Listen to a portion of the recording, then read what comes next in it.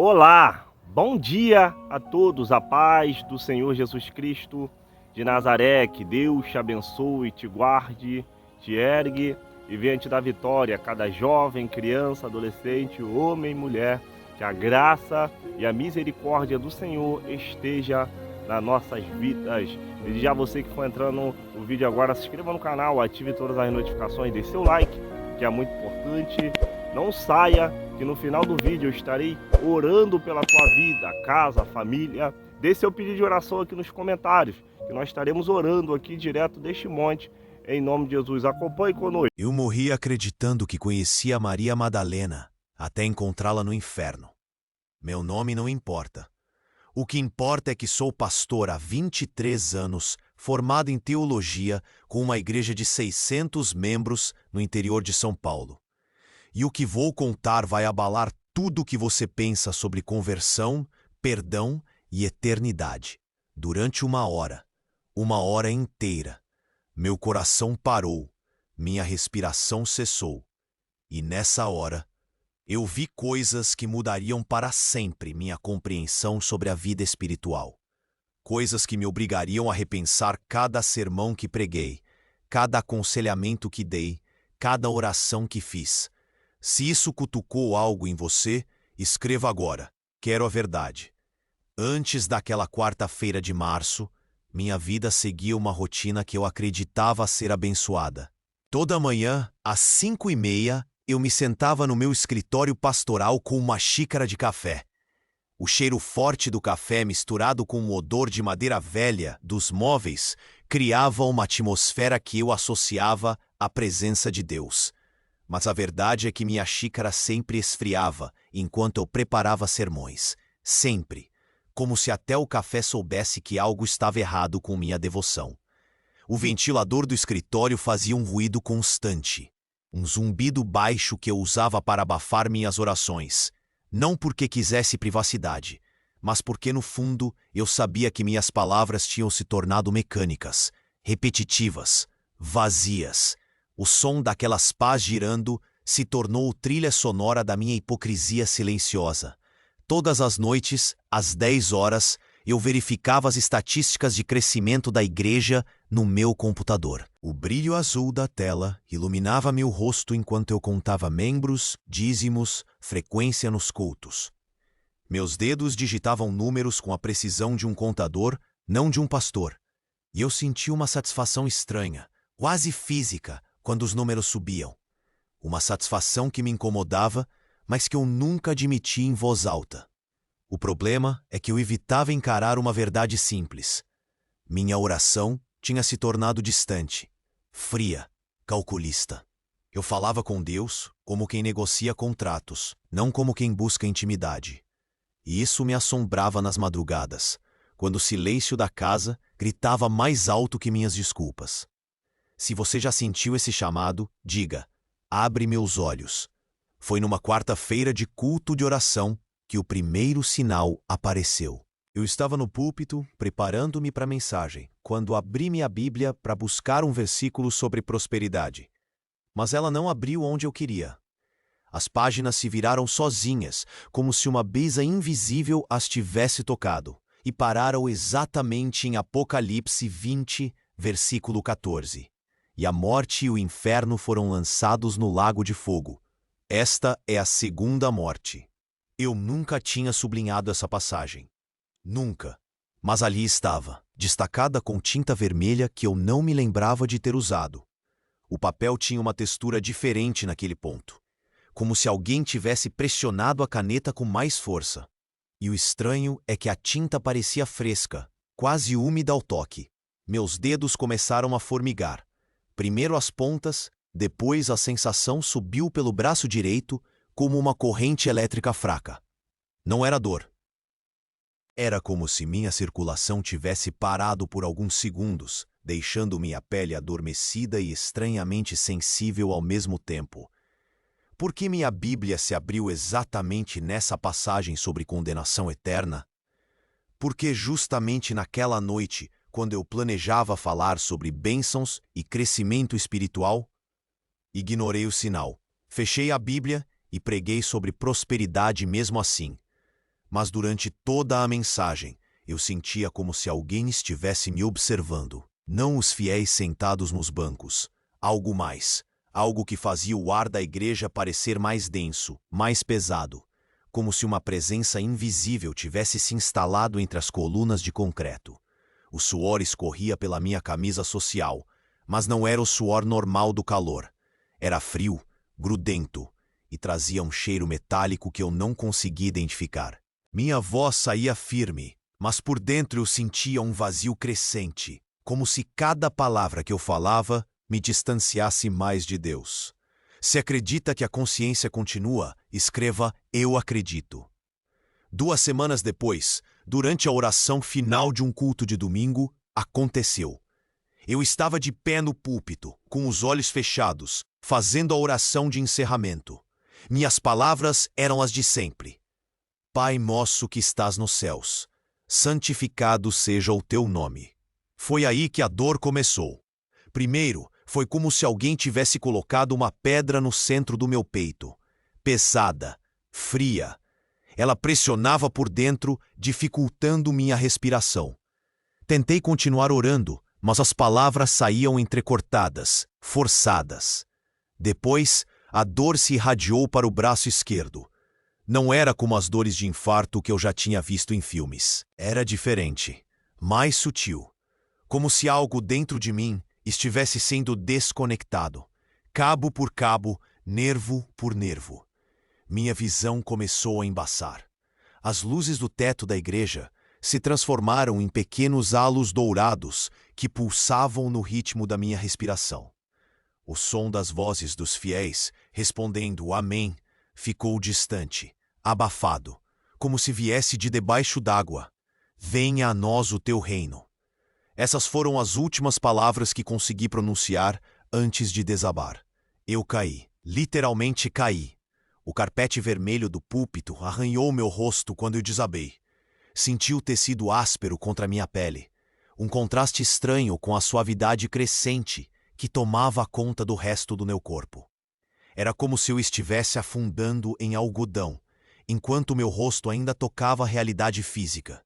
Os gritos dos fiéis se transformaram em ecos distantes. Vozes que conhecia há anos. Dona Maria, irmão João, a jovem Ana Carolina. Se misturaram numa sinfonia confusa que parecia vir de muito longe. Como se eu estivesse descendo uma escada muito funda e eles tivessem ficado no topo, gritando meu nome no idioma que eu já não compreendia completamente. A dor parou. Tudo silenciou. Eu flutuava. Se entendeu o perigo do orgulho? Comenta. O orgulho cega. Não sei explicar como é sair do próprio corpo. É como tirar uma roupa muito apertada depois de um dia inteiro de trabalho. Primeiro, o peso desaparece.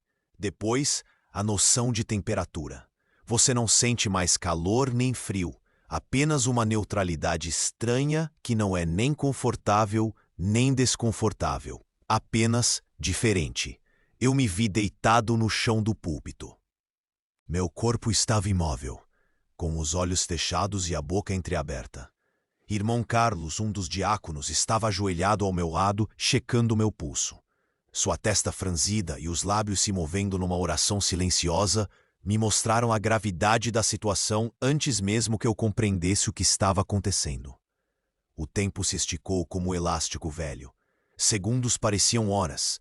Horas passavam como suspiros. Eu observava a movimentação na igreja, pessoas correndo, telefones sendo discados, lágrimas sendo derramadas, mas tudo acontecia numa velocidade estranha, ora muito lenta, ora acelerada demais para acompanhar. E então eu ouvi correntes, o som metálico de correntes sendo arrastada sobre pedra, pesado, contínuo, como se alguém caminhasse com grilhões nos tornozelos por um corredor infinito. Esse som viria me acompanhar durante toda a jornada que estava prestes a começar. Eu comecei a descer. Não é como nos filmes, onde você cai por um túnel escuro com luz no final. É mais sutil. É como se a realidade ao seu redor fosse perdendo definição, perdendo cor, perdendo substância. O teto da igreja se desfez como fumaça. As paredes se dissolveram como açúcar na chuva. E eu continuei descendo, através de camadas de existência que eu nunca soube que existiam. O cheiro chegou primeiro. Enxofre queimado misturado com mofo de séculos. Não é um cheiro que você sente nas narinas. É um cheiro que você sente na alma, se é que isso faz sentido. Doce e enjoativo, como flores apodrecendo sob o sol forte, mas com uma acidez que queima por dentro sem causar dor física. Depois vieram os sons. Além das correntes que continuavam se arrastando, havia gemidos distantes. Não gritos de dor física. Eram lamentações profundas, como pessoas descobrindo perdas irreversíveis, como mães chorando filhos que não voltarão, como maridos descobrindo traições de décadas. Sofrimento emocional puro, destilado, concentrado. A temperatura mudava constantemente.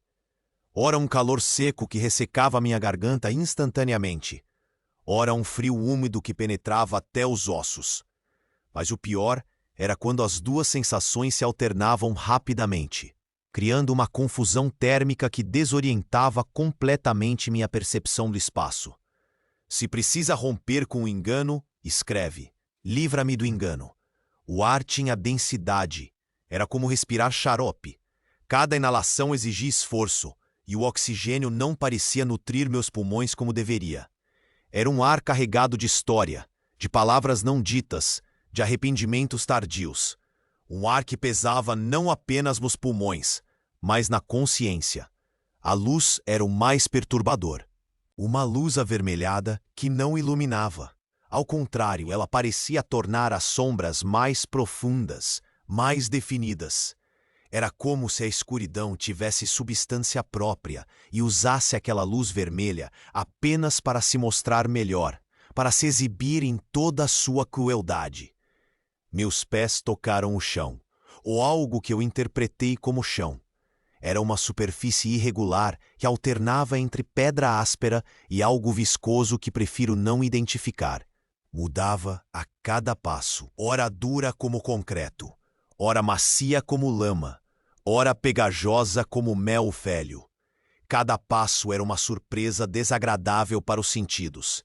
E foi aí que eu vi as primeiras pessoas. Elas caminhavam sem destino aparente, algumas sozinhas, outras em pequenos grupos. Mas não havia conversas. Não havia comunicação real.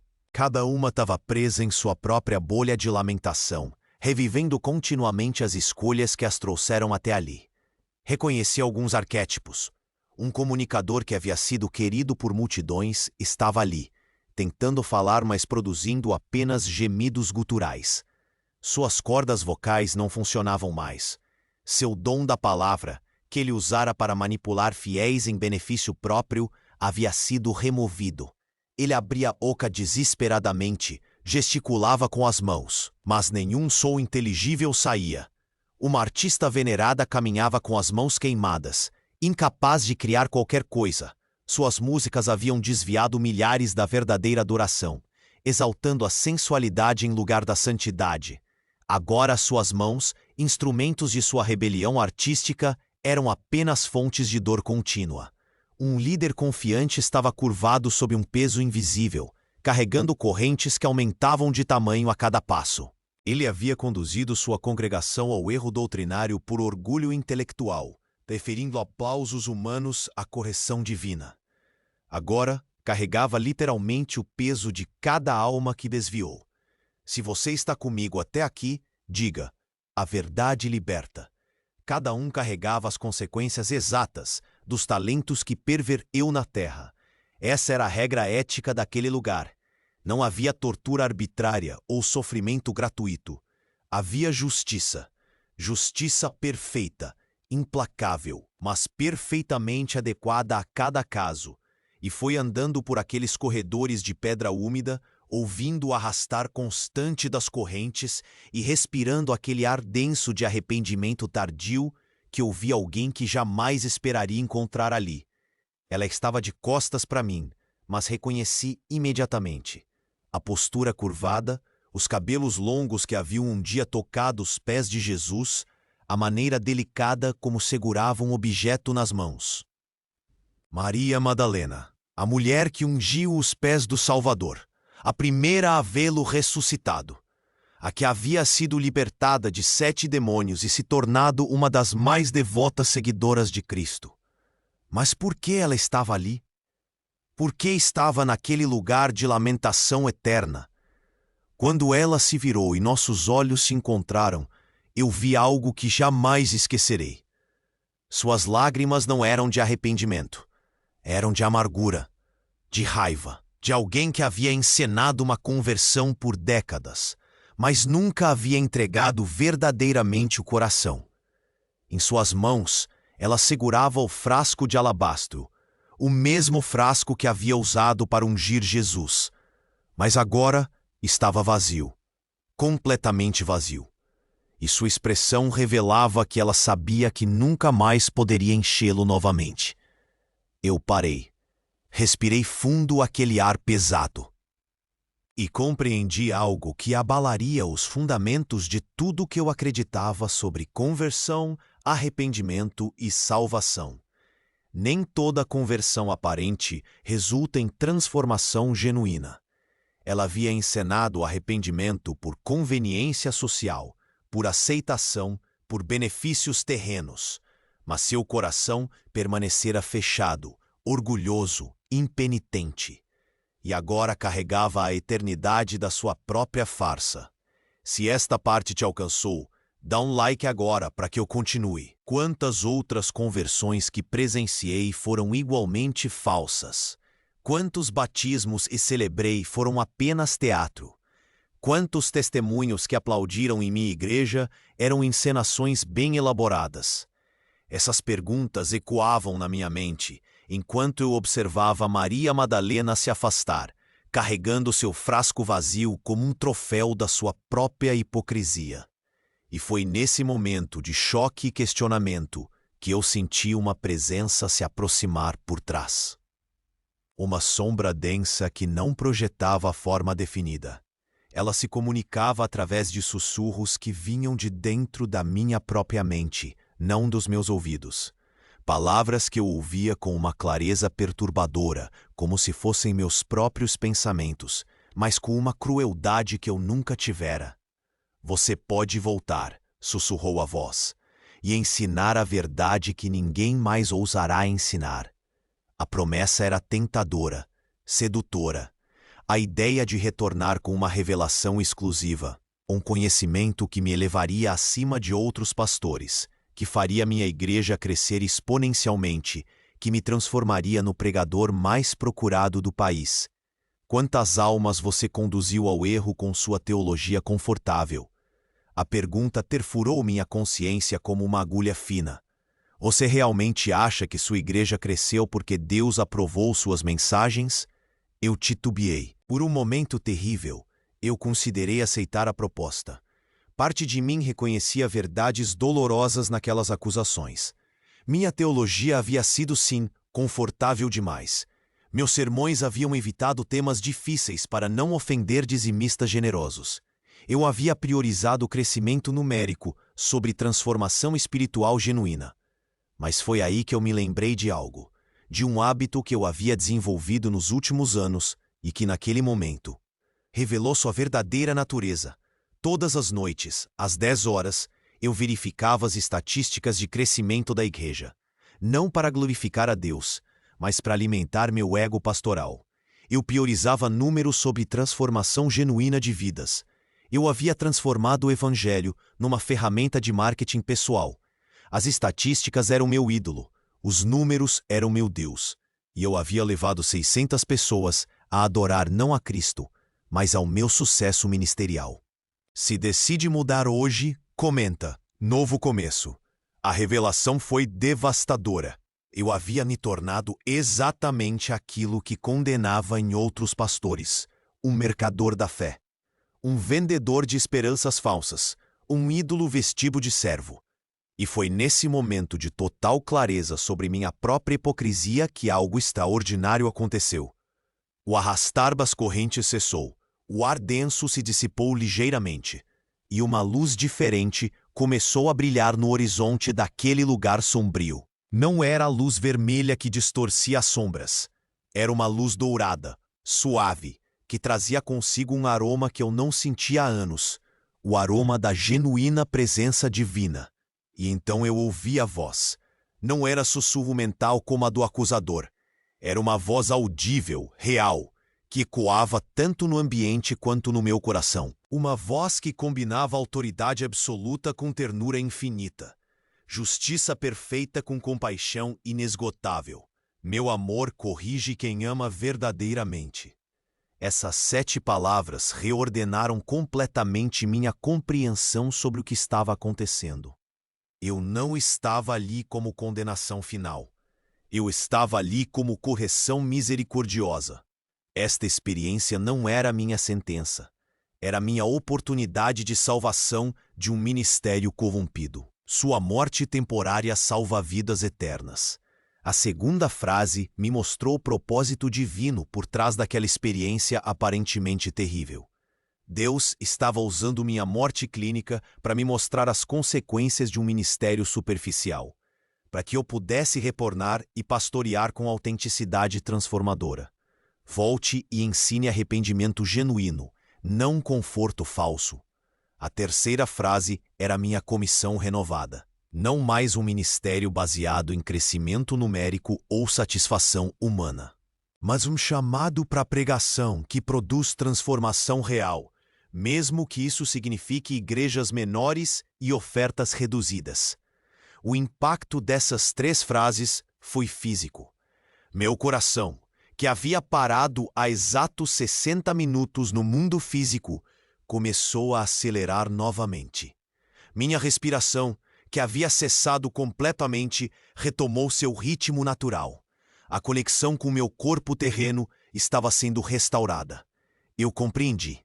Eu me rendi. O veredito pesou sobre mim não como condenação, mas como libertação de anos de ministério hipócrita. A clareza doía, mas também libertava. E então começou meu retorno.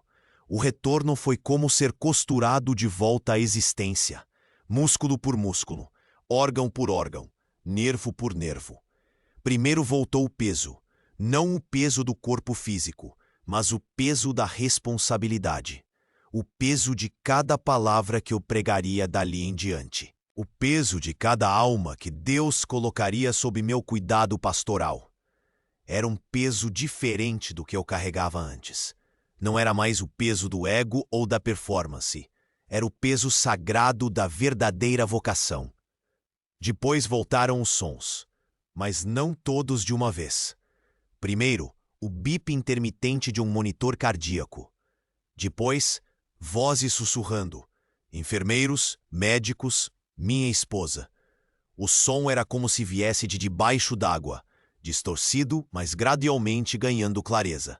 E por trás de todos esses sons humanos, ainda ecoava levemente o arrastar daquelas correntes, me lembrando de onde eu havia estado. O primeiro cheiro que reconheci foi álcool hospitalar, limpo, medicinal. Um contraste violento com a atmosfera sulfurosa que havia respirado momentos antes. Mas não era apenas um cheiro físico. Era o cheiro da segunda chance. Da oportunidade de recomeçar com verdade. Meu coração voltou a bater com uma força ensurdecedora. Cada batimento ecoava dentro do meu peito como um tambor tribal, marcando não apenas meu retorno à vida física, mas meu renascimento espiritual. Era como se Deus estivesse batendo na porta do meu coração com urgência renovada, dizendo: agora você sabe, agora você pode viver de verdade. Se essa decisão é sua, escreve: Jesus, eu te escolho. Abri os olhos no Hospital São Lucas, em São Paulo. O teto branco com suas lâmpadas fluorescentes parecia diferente de tudo que eu havia visto no último. Quanto tempo havia passado? Os médicos me disseram depois que foram exatos 62 minutos de morte clínica. 1h02 nos quais meu coração não bateu nem uma única vez.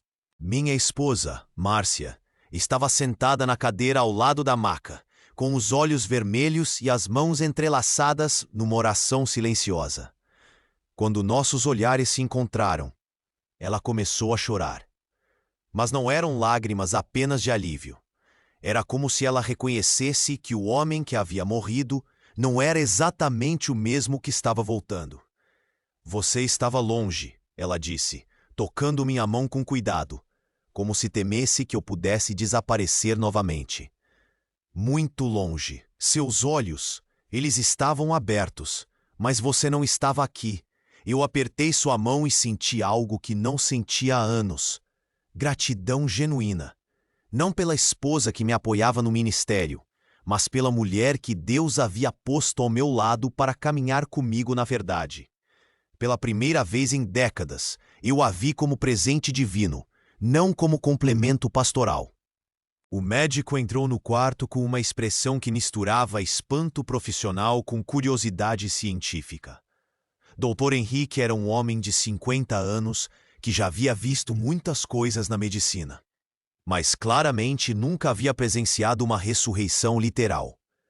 Pastor, ele disse checando meus sinais vitais, do ponto de vista médico, o senhor não deveria estar aqui. 62 minutos sem atividade cardíaca. Não há explicação científica para o que aconteceu. Eu sorri. Pela primeira vez em anos, um sorriso genuíno. Doutor, tem coisa que a ciência não alcança, mas Deus alcança tudo. Não era uma frase de efeito pastoral. Era uma verdade que eu havia acabado de viver na própria pele. Ou melhor, fora da própria pele. Se alguém veio à sua mente, envia isso agora para essa pessoa.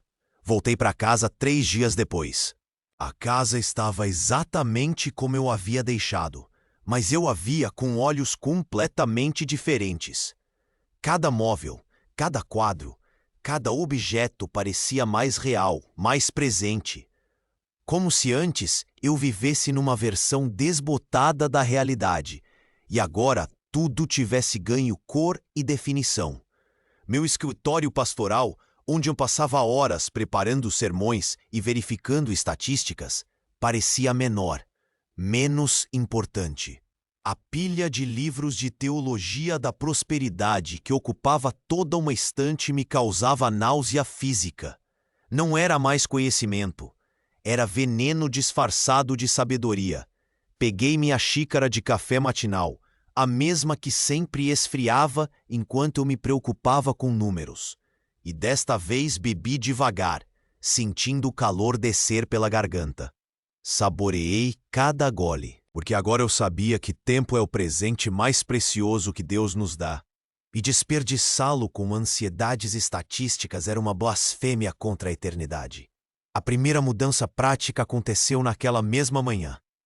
Liguei o computador, como sempre fazia, às 10 horas da noite, para verificar as estatísticas da igreja.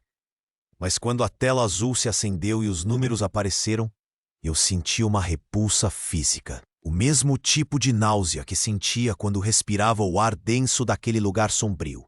Fechei o programa. Desinstalei o software de estatísticas.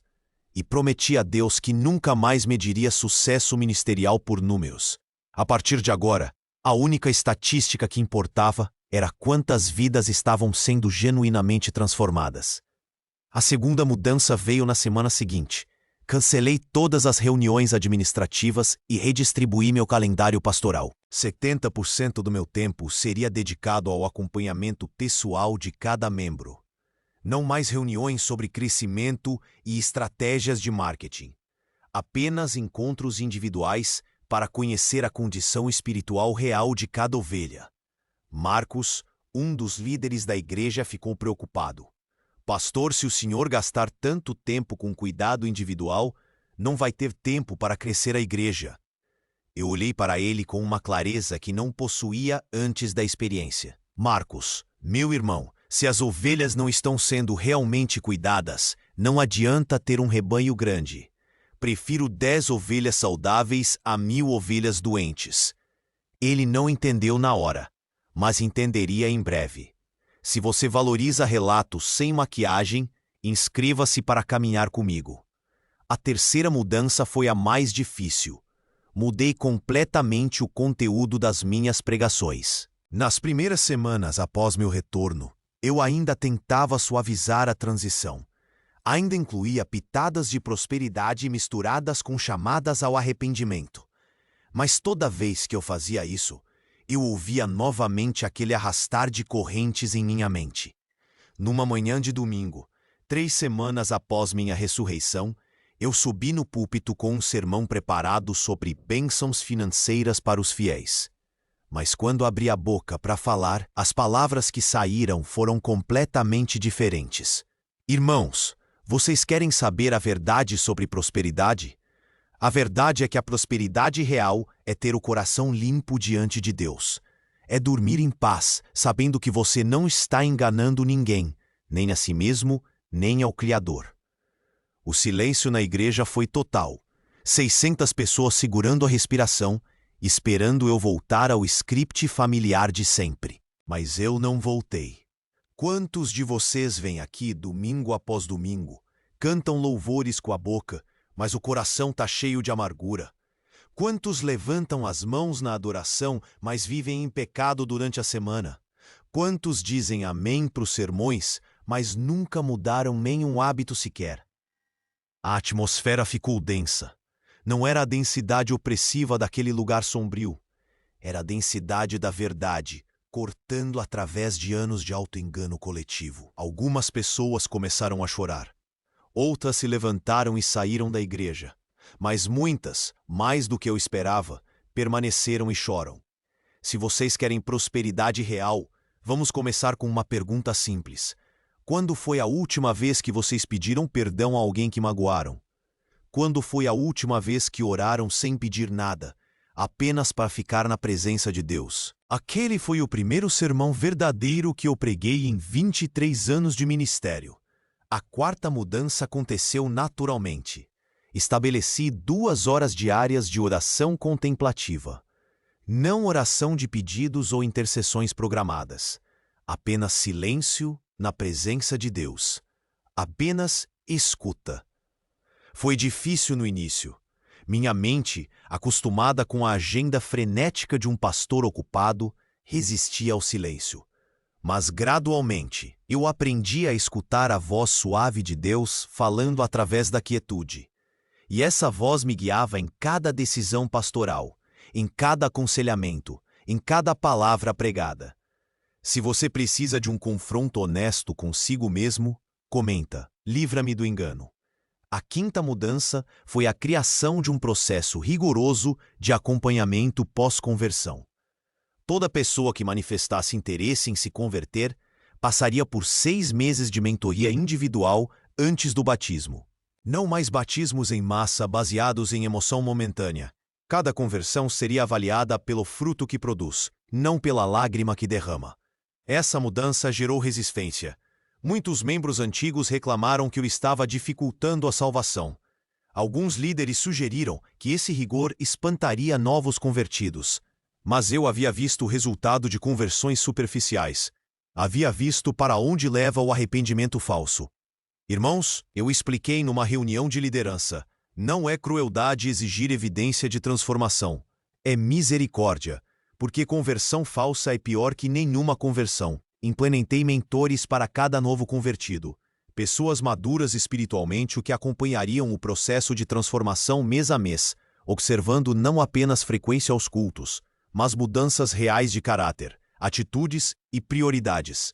Nos primeiros 6 meses após essas mudanças, nossa igreja perdeu quase 200 membros. Pessoas que não conseguiam aceitar um evangelho que exigia transformação real em vez de promessas de bênçãos fáceis. Foi doloroso ver famílias inteiras saindo, líderes se desligando, ofertas diminuindo drasticamente. Márcia ficou preocupada. Querido, você tem certeza de que isso é sabedoria? A igreja está diminuindo muito rápido. Eu a abracei e disse algo que eu jamais teria compreendido antes da experiência. Meu amor, Deus prefere 10 pessoas transformadas a 1000 pessoas entretidas. E então algo extraordinário começou a acontecer. As pessoas que permaneceram começaram a mudar de verdade. José, um comerciante que frequentava a igreja há 15 anos, mas mantinha práticas desonestas no trabalho, confessou publicamente seus erros e mudou completamente seus métodos de venda. Ana Maria, uma senhora que vivia fofocando sobre outras irmãs, pediu perdão a cada pessoa que havia caluniado e se comprometeu com um voto de silêncio sobre a vida alheia. O mais impressionante foi Carlos, meu diácono mais antigo. Ele me procurou numa tarde de quinta-feira, com os olhos cheios de lágrimas e uma confissão que me deixou sem palavras. Pastor, ele disse com a voz tremendo, eu preciso contar algo que venho escondendo há 15 anos. Sentamos no meu escritório. Ele respirou fundo e continuou. Minha conversão foi falsa. Eu aceitei Jesus porque queria conquistar a Luciana, que era crente. Casei com ela, me tornei diácono, tive filhos na igreja. Mas meu coração nunca mudou de verdade. Eu apenas aprendi a falar a linguagem gospel. A confissão durou 2 horas. Carlos detalhou 15 anos de hipocrisia espiritual, de pecados escondidos, de mentiras mantidas sob a máscara da liderança cristã. E quando terminou, ele disse algo que me arrepiou dos pés à cabeça. Pastor, eu só tive coragem de confessar isso porque seus sermões mudaram. Você está pregando uma verdade que corta, que machuca, mas que também cura, e eu não aguento mais viver na mentira. Se essa transformação te inspira, dá um like para que mais pessoas vejam. Aquela confissão confirmou algo que eu havia aprendido naquela experiência sobrenatural.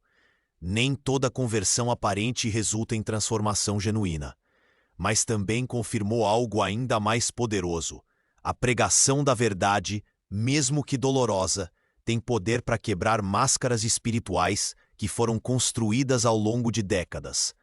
Carlos passou pelos 6 meses de mentoria que eu havia instituído para novos convertidos. Aos 52 anos de idade, ele experimentou conversão genuína pela primeira vez na vida. Seu batismo, o segundo, mas o primeiro verdadeiro, foi um dos momentos mais emocionantes que já presenciei. 6 meses depois de implementar todas essas mudanças, nossa igreja tinha 400 membros em vez de 600. Mas esses 400 eram diferentes. Eram pessoas comprometidas com transformação real, não com entretenimento religioso. Eram pessoas que entendiam que seguir Jesus custa algo, mas vale tudo. As ofertas diminuíram, mas as necessidades da igreja continuaram sendo supridas. Os programas de televisão e rádio foram cancelados, mas nossa influência na comunidade aumentou através do testemunho genuíno dos membros. Paramos de fazer eventos para atrair multidões, mas começamos a ver famílias inteiras sendo restauradas através de aconselhamento pastoral verdadeiro. Mas a transformação mais profunda aconteceu em mim mesmo. Pela primeira vez em 23 anos de ministério, eu dormi em paz. Não havia mais a ansiedade constante sobre crescimento numérico. Não havia mais a pressão de manter uma imagem de sucesso pastoral. Não havia mais a sensação de estar enganando pessoas com promessas vazias. Minha oração matinal deixou de ser uma agenda apresentada a Deus e se tornou uma conversa íntima com meu Pai Celestial. Eu orava não porque era obrigação pastoral, mas porque havia descoberto que na presença de Deus está a única fonte verdadeira de satisfação espiritual. Meu relacionamento com Márcia se aprofundou de maneiras que eu não imaginava possíveis depois de tantos anos de casamento. Ela me disse uma noite, enquanto jantávamos juntos sem pressa, você voltou, não apenas da morte física, você voltou para mim, para a nossa família, para você mesmo. Se você está sentindo esse chamado para mudança real, comenta, novo começo. Agora, eu preciso fazer algumas perguntas diretas para você que está ouvindo esse relato. Quando foi a última vez que você examinou honestamente suas motivações? Não as motivações que você apresenta para outros, mas aquelas que você esconde até de si mesmo. Quando foi a última vez que você pediu perdão a alguém que magoou? Não um pedido de desculpa superficial, mas um reconhecimento genuíno do erro e uma mudança real de atitude. Quando foi a última vez que você orou sem pedir nada? Quando foi a última vez que você ficou em silêncio na presença de Deus, apenas para estar com Ele, não para conseguir algo dele? Essas perguntas não são confortáveis. Eu sei disso porque elas me incomodaram profundamente quando comecei a fazê-las para mim mesmo. Mas são perguntas necessárias. São perguntas que separam conversão genuína de encenação religiosa. A experiência que vivi me mostrou que Deus prefere corrigir quem ama a deixar que continue no engano. Ele permitiu que eu morresse temporariamente para que eu pudesse viver eternamente de verdade. Não apenas na eternidade futura, mas na eternidade presente. Na vida abundante que Jesus prometeu para quem o segue de verdade. Se você reconhece que precisa de correção divina em sua vida, se você identifica áreas onde tem vivido na superficialidade espiritual, se você quer experimentar transformação genuína em vez de apenas entretenimento religioso, há uma decisão que você precisa tomar agora. Esta decisão não pode ser adiada para amanhã, para a semana que vem, para quando você se sentir mais preparado. Porque ninguém sabe quando será seu último dia, sua última oportunidade, seu último momento de lucidez espiritual. Se essa convicção está tocando seu coração, faça comigo esta oração agora. Não precisa repetir palavra por palavra, mas precisa sair do coração. Jesus, eu reconheço que tenho vivido na superficialidade. Eu tenho buscado os benefícios da fé sem a transformação que ela exige. Perdoa minha hipocrisia, perdoa minha preguiça espiritual, perdoa minha busca por conforto em vez de santidade. Eu quero conversão verdadeira, mesmo que seja dolorosa. Eu quero transformação real, mesmo que seja inconveniente. Eu quero viver na verdade, mesmo que ela me custe tudo. Toma minha vida e refaz ela do jeito certo. Amém. Se você fez essa oração com sinceridade, algo já começou a mudar em você. Pode ser que você ainda não sinta diferença imediata, mas a semente da transformação genuína foi plantada. E Deus é fiel para completar a obra que começou. Agora, deixe-me dar 4 passos práticos que você deve tomar amanhã, de manhã, para confirmar esta decisão e começar a jornada de transformação real.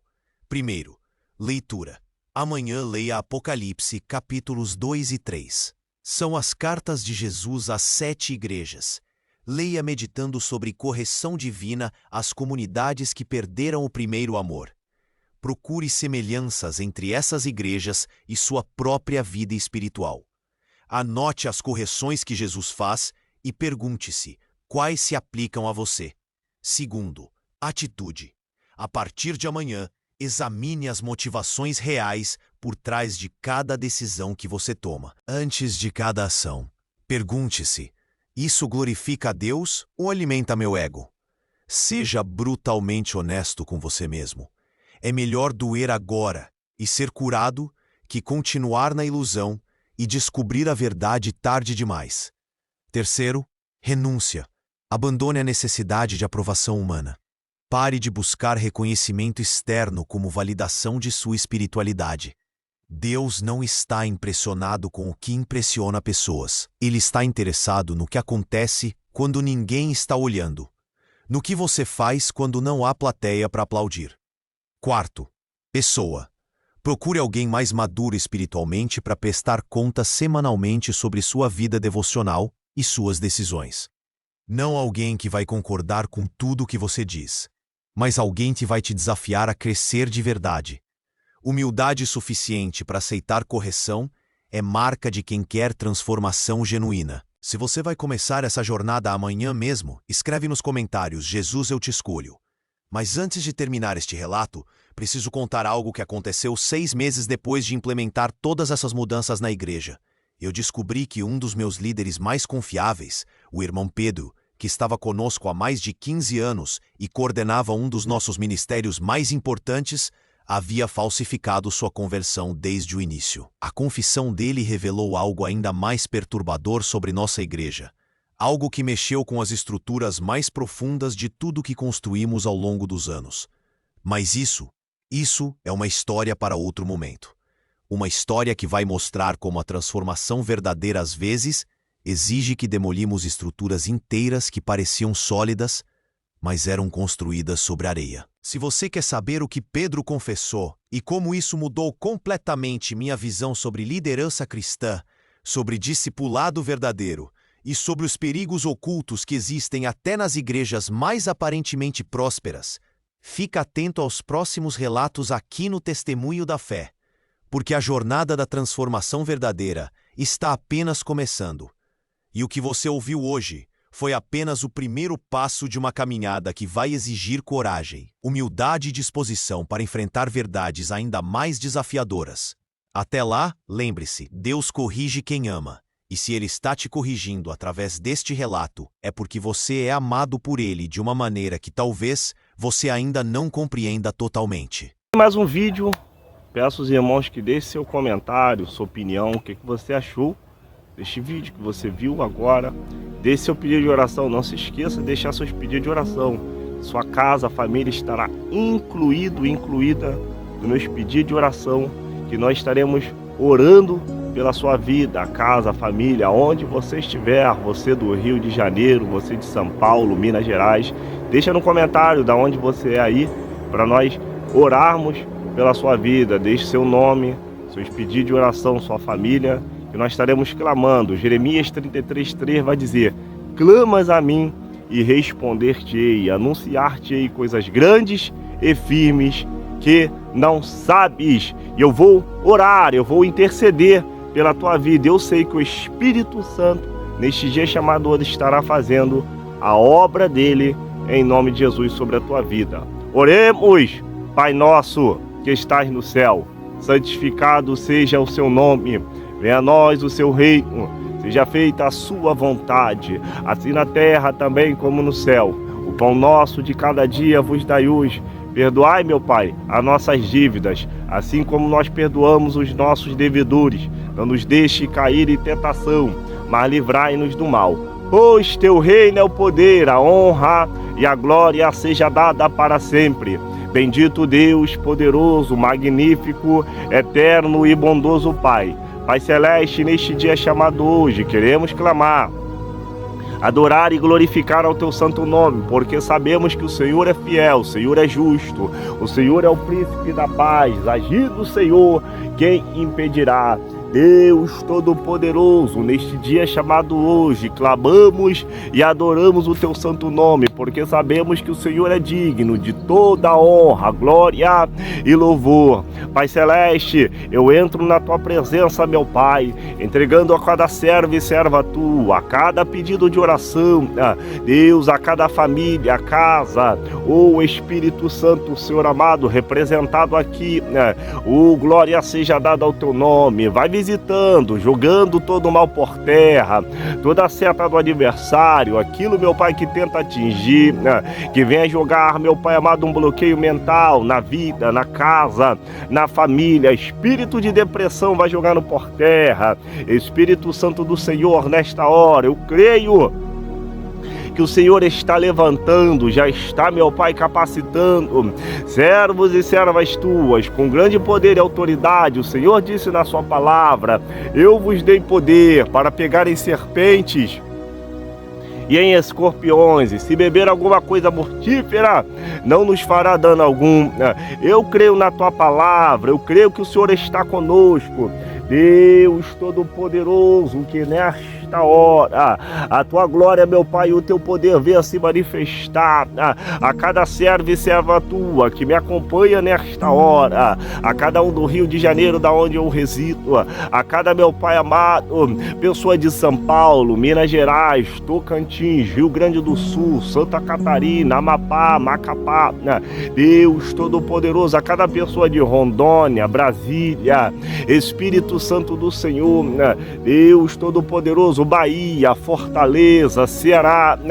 Espírito Santo, que nesta hora, a cada pessoa do Brasil e do mundo, pessoas da Inglaterra, pessoas, meu Pai, da Itália, Espírito Santo, Alemanha, Japão, China, Deus Todo-Poderoso, Estados Unidos da América, que o Senhor nesta hora venha visitar os teus servos e servas tuas. O Senhor é o mesmo ontem, hoje e será eternamente. O mesmo Deus que opera aqui, também opera em outros países, opera no Brasil e no mundo. O Senhor está nos quatro cantos da terra. Deus Todo-Poderoso, eu creio que nesta hora, a partir desta oração, deste clamor, o Senhor já está visitando e jogando, meu Pai, toda a seta do adversário, aquilo, meu Pai, que tenta penetrar no coração dos teus filhos, tentando jogar, Senhor, um desânimo, esfriamento espiritual. Eu te peço nesta hora, toda maldição hereditária, aquilo que tenta, meu Pai amado, Deus Todo-Poderoso, tirar os teus filhos do foco, do caminho, que o Senhor, nesta hora, venha jogar, meu Pai amado, toda a seta do adversário por terra. O diabo, ele tenta, ele até se levanta, mas ele se levanta para cair, porque o Senhor é maior. Deus Todo-Poderoso, eu creio, meu Pai, na vitória dos teus filhos e filhas tuas, a cada um que vai assistir, meu Pai, esta oração, este clamor.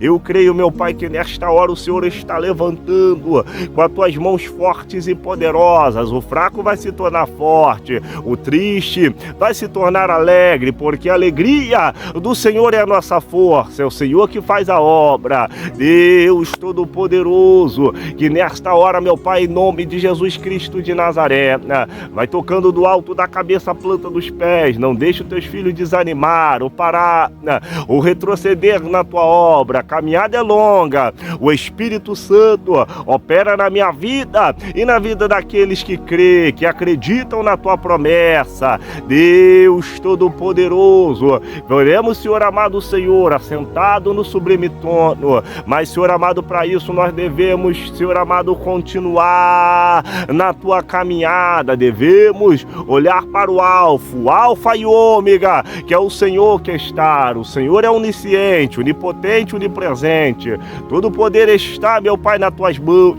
Senhor amado, que nesta hora, o Espírito Santo, eu creio, meu Pai, no mundo espiritual, porque a tua palavra diz que o diabo, ele ronda ao nosso derredor, buscando a quem possa tragar, mas o Senhor está ao nosso redor para nos ajudar e nos proteger das astutas ciladas do adversário. Eu te peço nesta hora, Deus Todo-Poderoso, vai levantando, capacitando, erguendo os teus filhos com as tuas mãos fortes e poderosas. Eu creio, meu Pai, que a unção sobrenatural, o Espírito da porção dobrada, está derramando, meu Pai, sobre a vida dos teus filhos, aqueles que estão tristes, desanimados, cabisbaixos, deitados numa cama agora, dizendo: Senhor, eu não aguento mais tantas lutas, tantas provas no meu casamento, na minha vida sentimental, material, espiritual. Vai, Senhor amado, destrancando, meu Pai, todos os caminhos dos teus filhos nesta hora. Deus Todo-Poderoso, eu creio, meu Pai, que nesta hora, a partir deste clamor, desta súplica, vidas serão mudadas, pessoas que precisam de uma transformação espiritual serão transformadas nesta hora. O Espírito Santo do Senhor me fala, Deus Todo-Poderoso, que estamos nos últimos dias da igreja na terra, a qual devemos se fortalecer, devemos se apegar, meu Pai, a cada dia mais e mais na palavra, na oração, no jejum. Deus Todo-Poderoso, o Espírito Santo da verdade, obedecer o Espírito Santo justo, reto, que é o teu Espírito Santo, meu Pai. Deus Todo-Poderoso, nós fazemos a obra, mas é o Senhor que dá o crescimento. Eu te peço, meu Pai, Deus Todo-Poderoso, vai fazendo a tua obra, vai, meu Pai, levantando, capacitando, erguendo. O Espírito Santo, eu creio, meu Pai, que, Senhor amado, o Senhor derramará chuva de bênção sobre nossas vidas. Espírito Santo do Senhor, este propósito de oração, eu creio que eu não estou orando aqui à toa, pessoa, visita, meu Pai, a cada contribuinte deste canal, a cada, meu Pai, pessoa, Deus Todo-Poderoso, que está aqui constantemente, diariamente.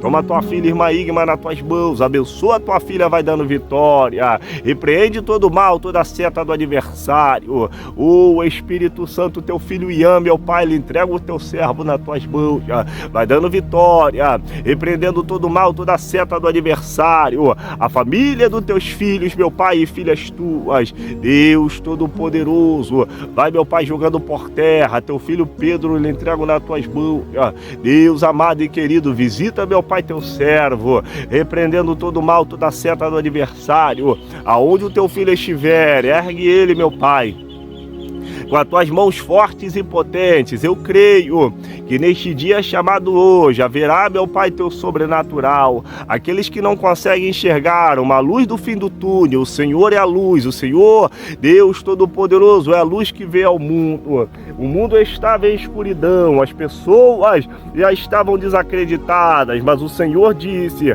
aquele que tem fé, venha a mim e creia que eu vou fazer algo sobrenatural sobre a vida daqueles que crê, que acreditam. Bem-aventurado aquele que não viu, mas creu, diz a tua palavra, Deus Todo-Poderoso, que nesta hora, glória seja dada ao teu nome. Eu estendo as minhas mãos para este celular, e eu creio, meu Pai, que chuva de bênçãos, haverá renovo, esperança vai voltar, a alegria do Senhor é a nossa força, e devemos buscar forças, devemos buscar, meu Pai, o teu Espírito Santo, como homem carnal, como homem falho. Eu sou um pecador, eu não posso fazer nada, mas a tua graça que habita na minha vida, a tua graça, meu Pai, o teu Espírito Santo que se derrama sobre a minha vida, a minha casa e a minha família. Eu creio que o Senhor está levantando uma geração, meu Pai, poderosas, de jovens, crianças, adolescentes, homens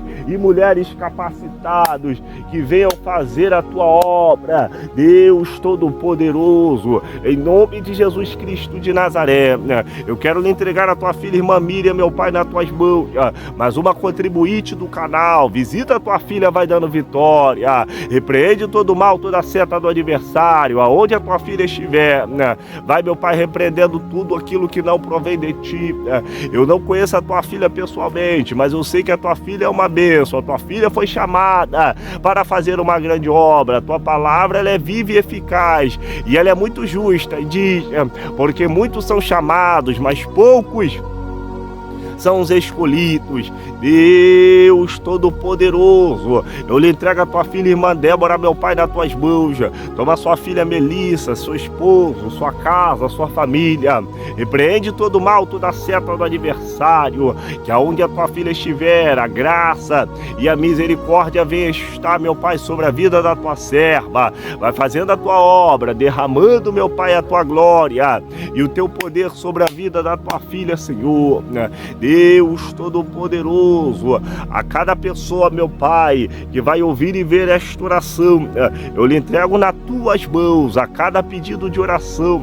Eu não posso me lembrar de todos aqui de cabeça, mas o Senhor sabe, meu Pai, a cada palavra, a cada súplica que os teus filhos tenham deixado ali, meu Pai, nos comentários dos vídeos. Por isso eu lhe entrego os teus servos e servas tuas nas tuas mãos. Levanta, capacita, ergue, Deus Todo-Poderoso, esse espírito de depressão, espírito maligno, espírito de suicídio que tenta entrar para minar, para jogar, meu Pai amado, a maldição espiritual sobre a vida dos teus filhos, vai ser jogado por terra. Haverá uma renovação, haverá, meu Pai amado, Deus Todo-Poderoso, grandes coisas ainda o Senhor vai fazer. Eu profetizo, meu Pai, Senhor amado, sobre a autoridade da tua palavra, que esse ano de 2025 será um ano de vitória. Portas que estavam fechadas, o Senhor vai abrir.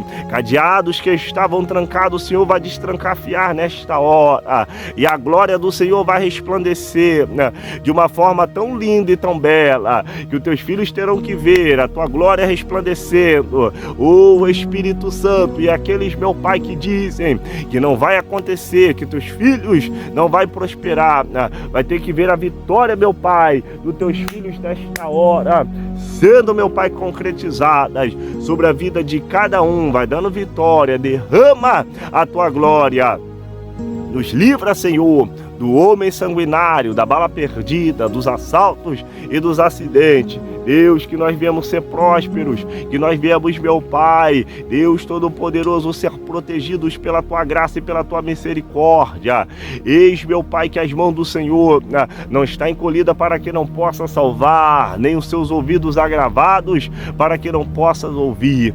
Deus Todo-Poderoso, faça a Tua obra, dá o crescimento, meu Pai. Eu sei que nós se esforçamos, mas se o Senhor não vigia a casa, em vão vigiam os sentinelas. Por isso, eu lhe entrego a cada um aos teus cuidados, abençoa e dá vitória. Em nome de Jesus Cristo de Nazaré, aquele que vive e reina para todos sempre. Amém e graças a Deus. Que Deus te abençoe e te guarde em nome de Jesus. Estamos aqui direto do monte e eu peço aos irmãos que dê seu pedido de oração nos comentários. Eu estarei clamando pela sua vida, casa, família, onde você estiver, nós estaremos orando. Mesmo Deus que opera aqui, também opera onde você estiver. Salmo de número 121. Eleva meus olhos para os montes, de onde me virá o socorro? O meu socorro vem do Senhor, que fez o céu e também a terra. Que Deus te abençoe e te guarde. Fiquem todos na paz do Senhor. Shalom Adonai, que a graça e a misericórdia do Senhor esteja sobre nossas vidas. Fui, irmãos, até a próxima.